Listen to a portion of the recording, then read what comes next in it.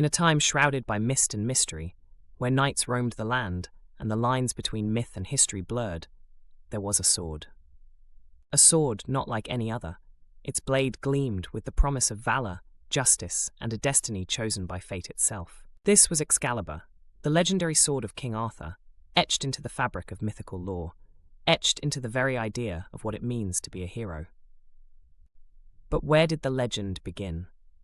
How did a single sword come to symbolize the power of kingship, the weight of leadership, and the eternal struggle between good and evil? To understand, we must first understand the man whose hand wielded it, King Arthur.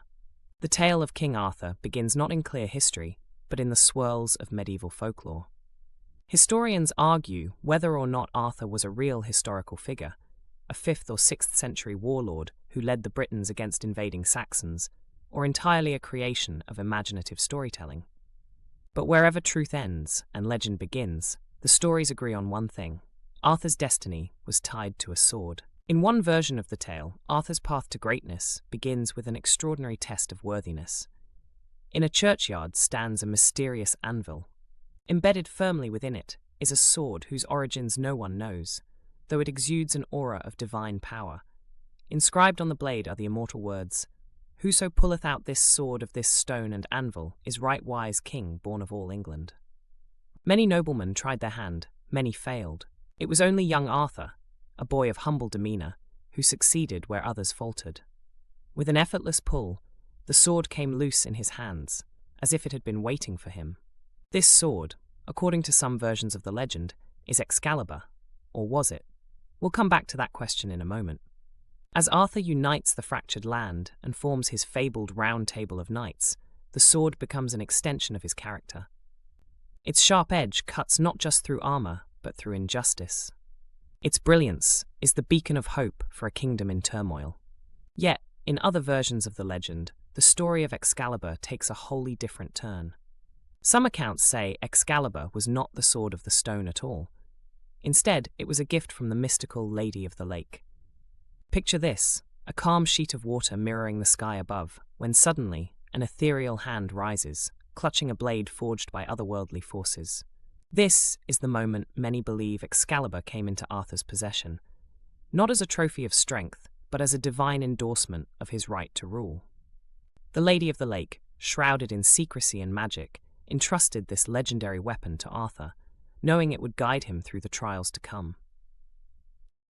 But what made Excalibur so special? Was it its unbreakable blade, as some tales describe? Was it the scabbard given alongside it, said to protect its bearer from mortal harm? Or was it something more profound, something intangible? Excalibur was more than just a sword. It was a symbol. It represented the ideals of leadership. It reminded all who saw it that true power lies not in the might of one's arm, but in the righteousness of one's cause.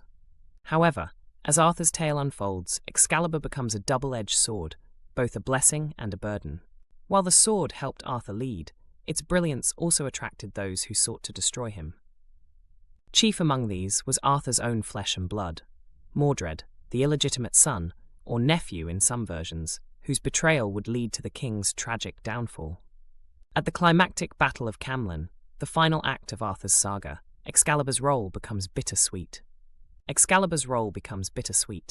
Knowing his end is near, the mortally wounded Arthur commands one final act of loyalty from Sir Bedivere, to return Excalibur to the waters from whence it came. At first, Bedivere hesitates. After all, how could he let go of such a magnificent artifact? But Arthur insists. It was never just a sword. It was a sacred symbol, not meant for mortal hands to hoard. The moment Bedivere casts the blade into the lake is one of the most haunting and powerful images in Arthurian legend. The Lady of the Lake emerges once more, cradling Excalibur in her spectral grip, and retreats into the depths. The sword disappears, just as Arthur, carried off to the Isle of Avalon, fades into legend. But the story doesn't end there. In fact, it never ends. Not truly. Arthur is the once and future king, destined to return when Britain needs him most. And if Arthur is to rise again, we can only imagine Excalibur will rise with him. Over centuries, the legend of Excalibur has been retold, reshaped, and reimagined countless times. Medieval chroniclers, like Geoffrey of Monmouth and Thomas Malory, laid the groundwork, spinning tales full of heroism and chivalry. Artists, poets, and filmmakers, from Tennyson to T.H. White to modern Hollywood, have continued the tradition, ensuring that the image of Arthur and his sword remain firmly rooted in the collective imagination. But perhaps the most enduring appeal of Excalibur is what it represents. It's more than a piece of steel, it's a beacon for the values we aspire to: courage, justice, unity. When Arthur held Excalibur, he was not just leading with might, he was leading with purpose. And that's why the sword, for all its shimmering grandeur, feels so timeless. It reminds us of the responsibility of power and the sacrifices of leadership. Even today, the name Excalibur echoes. It's been adopted by everything from novels to video games to space missions, all of them drawing upon the legacy of King Arthur's myth. There's something about that sword that stays with us. Maybe it's the idea that somewhere out there, a mystical lake, a hidden cavern, the mists of Avalon, Excalibur waits, its blade as bright as the day it was forged, waiting for the hands of the right worthy soul. So, is Excalibur real? Does it matter? With every retelling, the sword comes alive. It invites us to dream, to imagine the kind of courage, wisdom, and humility Arthur embodied.